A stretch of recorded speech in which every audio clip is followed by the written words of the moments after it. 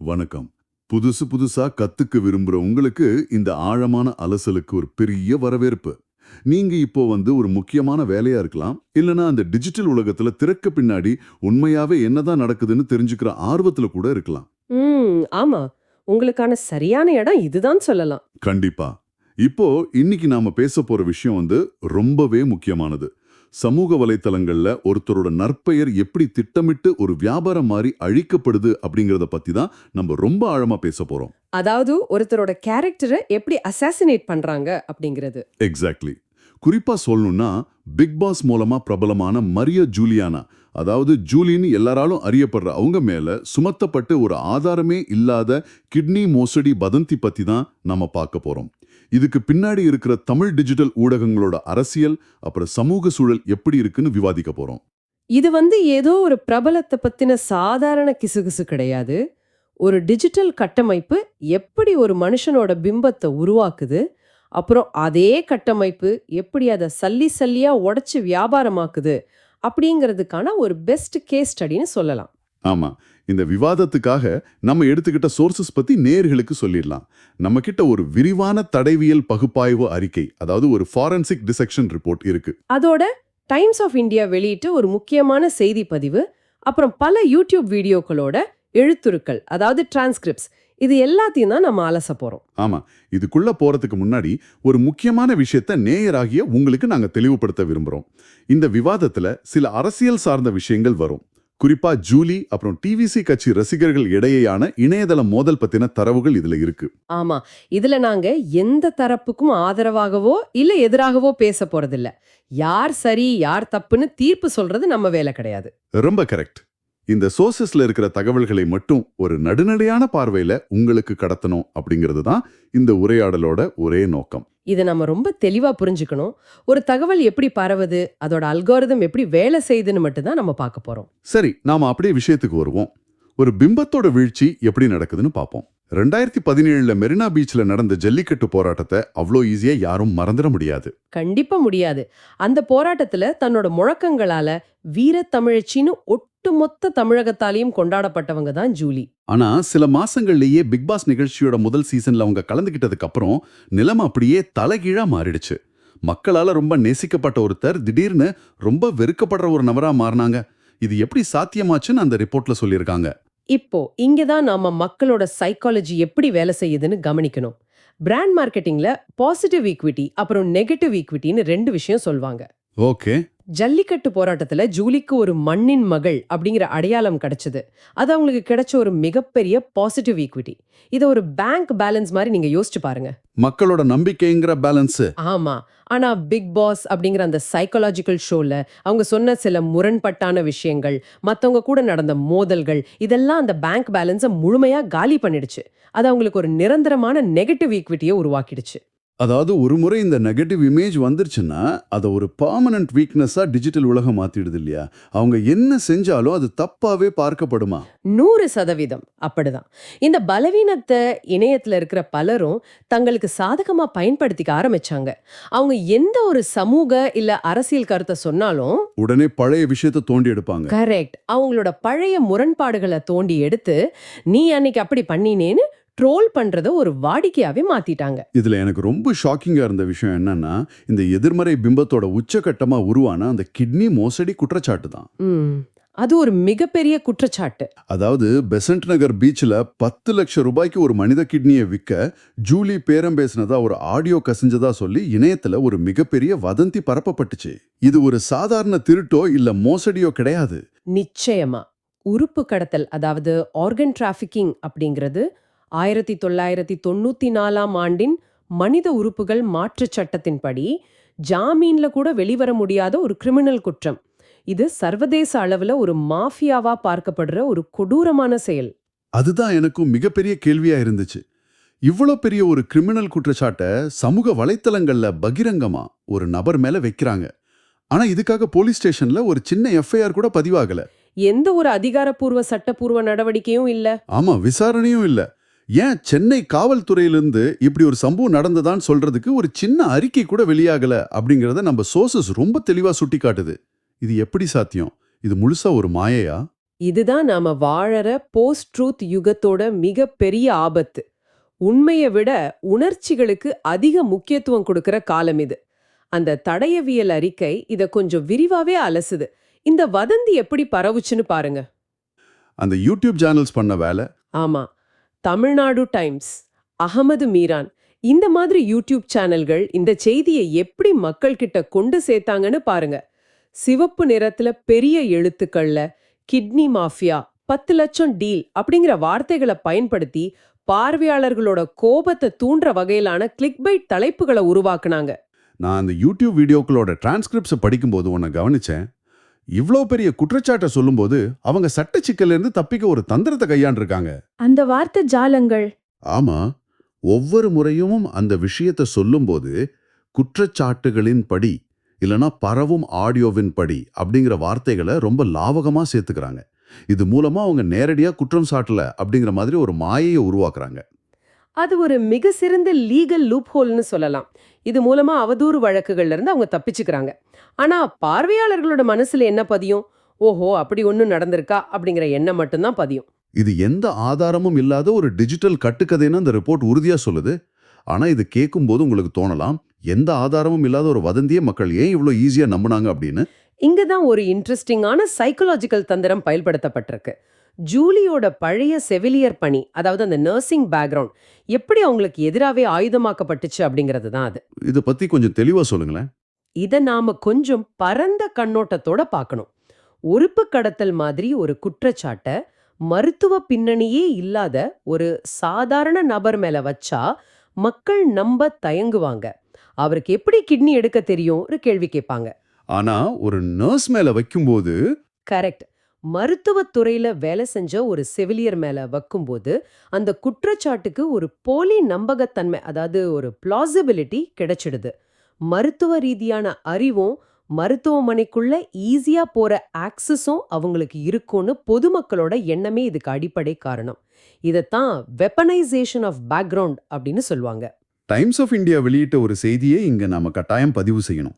அந்த பேட்டியில ஜூலி தான் ஏன் மறுபடியும் செவிலியர் பணிக்கு திரும்ப போறதில்லைங்கிறதுக்கான காரணத்தை மிக தெளிவாவும் பொறுப்புணர்வோடும் சொல்லியிருந்தாங்க. அவங்க என்ன சொல்லியிருந்தாங்கன்னா, செவிலியர் அப்படிங்கிறது ஒரு புனிதமான தொழில், முழு அர்ப்பணிப்பும் கடின உழைப்பும் தேவைப்படுற வேலை. ஆனா ஷூட்டிங் காரணமா என்னால சரியான நேரத்துக்கு வேலைக்கு போக முடியாது, தாமதமா போய் நோயாளிகளோட உயிரை பணைய வைக்க எனக்கு விருப்பம் இல்ல அப்படின்னு ரொம்ப நேர்மையா சொல்லியிருந்தாங்க. இது எவ்வளவு நேர்மையான ஒரு விளக்கம். ஆனா டிஜிட்டல் ட்ரோல் என்ன செஞ்சாங்க தெரியுமா?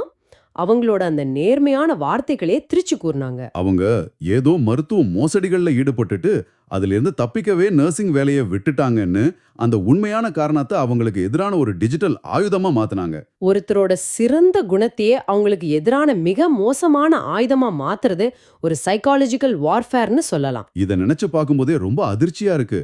ஒருத்தரோட நிபுணத்துவத்தையும் அவங்க நேசிச்ச ஒரு புனிதமான தொழிலோட அறநெறியும் குறிவச்சு தாக்கும்போது அது எவ்வளோ பெரிய உளவியல் ரீதியான வன்முறை. இது ஒரு சாதாரண அறிக்கை வெளியிட்டோ இல்ல நான் அப்படி செய்யலன்னு ஒரு ட்வீட் போட்டோ முறியடிச்சிட முடியுமா? ரொம்ப கஷ்டம். ஏன்னா இது அவங்களோட செயல்பாட்டை குறிவச்சு நடத்தப்படுற தாக்குதல் அல்ல. அவங்களோட தார்மீக குணநலனை, அதாவது மாரல் கேரக்டரை குறிவச்சு நடத்தப்படுற தாக்குதல். ஒரு டிஜிட்டல் கும்பல் அவங்களோட வாழ்க்கையில இருந்த கடைசி நேர்மறையான அடையாளத்தையும் அழிச்சு அவங்கள ஒரு சமூக விரோதியா சித்தரிக்க நினைக்கிற ஒரு பயங்கரமான உத்தி இது. இப்படி ஒரு களங்கம் கற்பிக்கப்பட்டால் அதை சட்ட ரீதியா நிரூபிக்கிறதுக்குள்ள அந்த நபரோட ஒட்டுமொத்த வாழ்க்கையும் முடங்கிடும். சரி, இதெல்லாம் கடந்த காலங்களில் நடந்த விஷயங்கள். இந்த கிட்னி மோசடி வதந்தி பல வருஷங்களுக்கு முன்னாடி ஒரு முறை பேசப்பட்டு ஓஞ்சிடுச்சு. ஆனா திடீர்னு இப்ப மறுபடியும் இது பூதாகரமா வெடிக்க காரணம் என்ன? இதுக்கான சமூக அரசியல் பின்னணி என்னன்னு நாம உற்று கவனிக்கணும். இதுக்கான ஒரு கேட்டலிஸ்ட் எங்க இருந்து வந்துச்சு? ஒரு குறிப்பிட்ட நிகழ்வு காரணமா இருந்திருக்கு.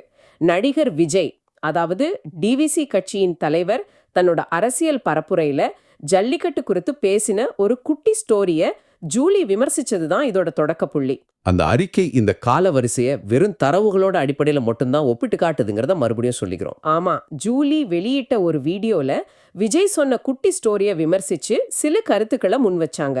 அது மட்டும் இல்லாம அந்த கட்சியில இருக்கிற சில நபர்கள் குறித்தும் சில அரசியல் விமர்சனங்களையும் அவங்க வச்சிருந்தாங்க. இது ஒரு ஜனநாயக நாட்டுல ஒரு தனிநபர் தன்னோட கருத்தை பதிவு செய்யற ஒரு சாதாரண நிகழ்வு தான். ஆனா இந்த விமர்சனம் சமூக வலைத்தளங்கள்ல ஒரு மிகப்பெரிய புயலை கிளப்புச்சு. நம்ம சோர்சஸ் படி விஜயோட ரசிகர்கள், அதாவது ஃபாரன்சிக் ரிப்போர்ட் இவங்கள விர்ச்சுவல் வாரியர்ஸ்னு குறிப்பிடுது. இவங்க ஜூலிய சமூக வலைத்தளங்கள்ல கடுமையா தாக்க தொடங்கினாங்க. தென்னிந்தியாவுல இருக்கிற தீவிரமான ரசிகர் மன்ற கலாச்சாரத்துல ஒரு பிரபலம், குறிப்பா ஒரு பெண், இப்படி ஒரு விமர்சனத்தை முன்வைக்கும் போது அது மிக கடுமையான டிஜிட்டல் வன்முறையாவே எதிரொலிக்குது. ஆனா இந்த இடத்துல ஜூலி பயந்த பின்வாங்கல அப்படிங்கிறது தான் குறிப்பிடத்தக்க விஷயம். ஆமா, அவங்களுக்கு எதிராக ஆபாசமான கமெண்ட்டுகள், மிரட்டல்கள் வந்த போதும் அவங்க மறுபடியும் ஒரு வீடியோவை வெளியிட்டாங்க. யூடியூப் ஆதாரங்கள் இதை போல்ட் ரிப்ளைன்னு குறிப்பிடுது.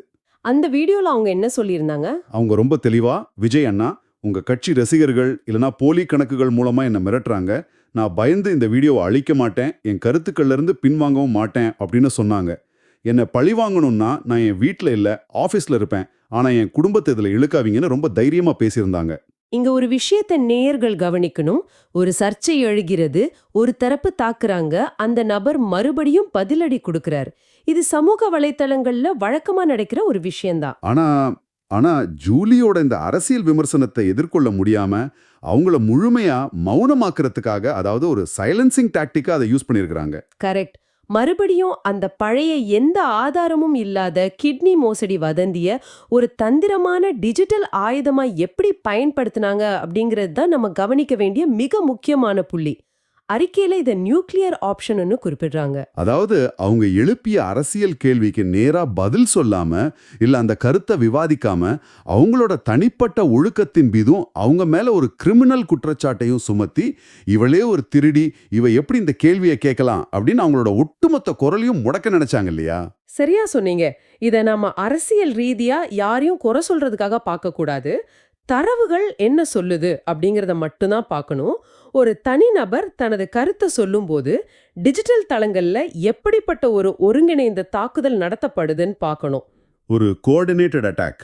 ஆமா, சம்பந்தமே இல்லாத பழைய குற்றச்சாட்டுகள் எப்படி கவனத்தை திசை திருப்ப, அதாவது டிஃப்ளெக்ஷனுக்காக பயன்படுத்தப்படுது அப்படிங்கிறதுக்கான ஒரு டிஜிட்டல் வன்முறைக்கான உதாரணமா மட்டும்தான் இதை நாம பார்க்கணும். இந்த இடத்துல இன்னொரு பயங்கரமான விஷயமும் இருக்கு. இதோட இந்த சர்ச்சை முடிஞ்சிடல. ஒரு சர்ச்சை நடக்கும்போது அந்த பிரச்சனையில சம்பந்தமே இல்லாத மற்ற பிரபலங்களும் யூடியூப் சேனல்களும் எப்படி இதை வச்சு பணம் அப்புறம் பார்வையாளர்களை சம்பாதிக்கிறாங்க அப்படிங்கிறது அதிர்ச்சியா இருக்கு. இதைத்தான் ரியாக்ஷன் எக்கானமின்னு சொல்றாங்க. தமிழ் யூடியூப் சூழலோட ஒரு மிகப்பெரிய வியாபாரமே இந்த ரியாக்ஷன் எக்கானமி தான். யூடியூப் அல்காரிதம் எப்படி வேலை செய்யுதுன்னு உங்களுக்கு தெரியும். எது மக்கள் கிட்ட அதிக கோபத்தையோ விவாதத்தையோ தூண்டுதோ அதைத்தான் அது பரிந்துரைக்கும். ஒரு பிரபலம் இன்னொரு பிரபலத்தை விமர்சிக்கும் போது அது மிகப்பெரிய அளவுல பார்வைகளை, அதாவது வியூஸ் அள்ளி கொடுக்குது. அந்த வியூஸ் எல்லாமே பணமா மாறுது. இதுக்கு ஒரு சிறந்த உதாரணம் சீரியல் நடிகர் அருண்ராஜன் வெளியிட்ட வீடியோ. ஆமா, நான் அந்த யூடியூப் டிரான்ஸ்கிரிப்ட்ஸை படிக்கும்போது எனக்கு ரொம்பவே ஆச்சரியமா இருந்துச்சு. அவர் ஜூலியை பார்த்து, ஏமா கிட்னி திருடியம்மா நீ அப்படின்னு கேட்கிறாரு. அடுத்த வேளை சாப்பாட்டுக்கு கஷ்டப்படுறவங்க மனசை மாத்தி அவங்க கிட்டேந்து கிட்னியை திருடி உனக்கு இவ்வளவு திமிர ஆட்டிடியூடா அப்படின்னு ரொம்ப கடுமையா பேசுறாரு. ஒரு போலீஸ் அதிகாரி மாதிரி விசாரணை செய்யறது போல பேசின வீடியோ மிகப்பெரிய அளவுல வைரல் ஆச்சு. இதுதான் ஆபத்தோட உச்சக்கட்டம். இத பாராசோஷியல் வேலிடேஷன்னு சொல்வாங்க. ஒரு முகம் தெரியாத யூடியூப் சேனல் வதந்தி பரப்புறதுக்கும் மக்கள் மத்தியில ஓரளவுக்கு அறிமுகமான ஒரு சக நடிகர் எந்தவித சட்டப்பூர்வ ஆதாரமும் இல்லாம ஒரு கிரிமினல் குற்றச்சாட்ட பொதுவெளியில உறுதியா பேசுறதுக்கும் நிறைய வித்தியாசம் இருக்கு. அருண்ராஜன் மாதிரி ஆட்கள் பேசும்போது இத பாக்குற சாதாரண மக்கள் என்ன நினைப்பாங்க? ஒருவேளை இவ்வளவு உறுதியா சொல்றாரே, இது உண்மையா இருக்குமோ அப்படின்னு நம்ப தொடங்கிடுறாங்க. இது அந்த வதந்திக்கு ஒரு போலி அங்கீகாரத்தை கொடுத்துருது. அருண்ராஜன் அந்த வீடியோல ஜூலியோட முந்தைய திருமண வதந்திகளையும் சுட்டிக்காட்டி, நீங்களா வந்து மாட்டி உங்க வரலாற சுரண்டி பார்த்தா இப்படி ஒரு கேவலம் செய்து வச்சிருக்கீங்கன்னு ஜூலியோட ஒட்டுமொத்த பிம்பத்தையும் அழிக்க முற்படுறார். ஆனா தடவியல் அறிக்கை இதை பத்தி என்ன சொல்லுது தெரியுமா?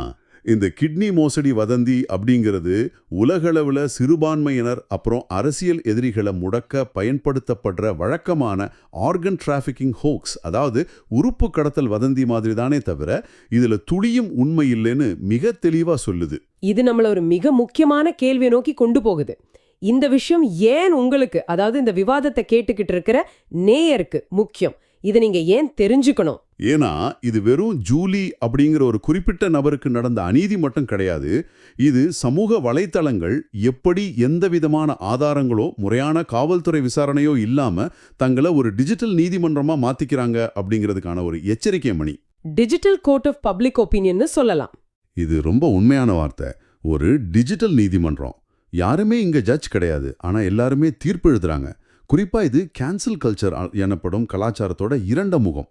சமூகத்துல தட்டி கேட்கிற பெண்களை, தங்களோட கருத்துக்களை துணிச்சலா முன்வைக்கிற பெண்களை ஒடுக்குறதுக்கு அவங்களோட தனிப்பட்ட வாழ்க்கையையும் அவங்களோட நற்பண்புகளையுமே எப்படி ஆயுதமா பயன்படுத்துறாங்க அப்படிங்கறத நம்ம புரிஞ்சுக்கணும். அது மட்டும் இல்லாம நீங்க யூடியூப் ஓபன் செஞ்சா இந்த அல்காரிதம்கள் எப்படி வேலை செய்யுதுன்னு கொஞ்சம் யோசிச்சு பாருங்க. ஒருவர் அரசியல் தொடர்பான செய்திகளை தேடுறான்னு வச்சுக்குவோம். அந்த ஹேஷ்டேக்களை பயன்படுத்தி சம்பந்தமே இல்லாம இது போன்ற ஆதாரமற்ற அவதூறு வீடியோக்கள் அவங்களோட டைம்லைன்ல ரெக்கமெண்ட் செய்யப்படுது. ஒரு பொய்ய 100 முறை சொன்னா அது உண்மை ஆயிடும் அப்படிங்கிற மாதிரி இந்த அல்காரிதம் வதந்திகளை மேலும் மேலும் வலுவாக்குது. மக்கள் மத்தியில எந்த விதமான மீடியா லிட்ரஸியும் இல்லாதது, இது உண்மைதானா அப்படின்னு சரி பார்க்கிற பொறுமை இல்லாதது இந்த டிஜிட்டல் மாஃபியாக்களுக்கு மிகப்பெரிய சாதகமா அமைஞ்சிடுது. சரி, நாம இந்த விரிவான உரையாடலோட இறுதி பகுதிக்கு வந்துட்டோம். இதுவரைக்கும் நாம பார்த்த தரவுகள், தடயவியல் அறிக்கை மற்றும் பேட்டிகளை வச்சு பார்க்கும்போது ஒண்ணு மட்டும் மிக தெளிவா புரியுது. ஜூலி மேலான கிட்னி மோசடி வதந்தி அப்படிங்கிறது சட்டப்பூர்வமா எந்த ஒரு சிறு ஆதாரமும் இல்லாத முற்றுமுழுதான ஒரு கட்டுக்கதை. அந்த ஆடியோக்கள் சரிபார்க்கப்படல, ஒரு எஃப்ஐஆர் கிடையாது, காவல்துறை விசாரணை கிடையாது. ஆனா இந்த வதந்தி ஒரு டிஜிட்டல் வன்முறையா ஜூலியோட வாழ்க்கையில ஏற்படுத்தின உளவியல் மற்றும் சமூக தாக்கம் முற்றிலும் உண்மையானது. அது மறுக்க முடியாதது. நீங்க சொல்றது முற்றிலும் சரி. சட்டத்தோட பார்வையில காகிதங்கள்ல அது பொய்யா இருக்கலாம். ஆனா ஒரு மனுஷனோட மனநலத்தையும் அவரோட சமூக அங்கீகாரத்தையும் கொலைக்கிறதுல அது செலுத்தின வன்முறை 100% உண்மையானது. இணையத்துல யார பத்தி என்ன வேணும்னாலும் சொல்லலாம். அதுக்கு கேள்வி கேட்க யாரும் இல்லைங்கிற நிலை. அதாவது பொறுப்பு கூறல் இல்லாதவரை இது போன்ற சம்பவங்கள் தொடர்ந்துகிட்டே தான் இருக்கும். இன்னைக்கு ஜூலி, நாளைக்கு வேற யாரோ ஒருத்தரா இருக்கலாம். அக்கௌண்டபிலிட்டின்னு ஒண்ணு வராது. வர வரைக்கும் இது மாறாது. இறுதியா இந்த ஆழமான அலசலை கேட்டுக்கிட்டு இருக்கிறவங்களுக்கு ஒரு சின்ன ஆனா ரொம்பவே ஆழமான சிந்தனைக்கான கேள்வியை முன்வைக்க விரும்புறேன். நீங்க சற்று யோசிச்சு பாருங்க.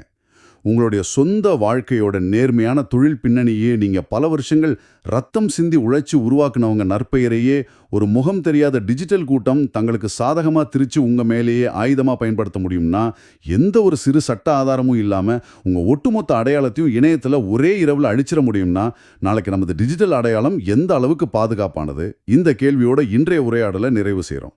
தொடர்ந்து தேடுங்கள், சிந்திப்போம்.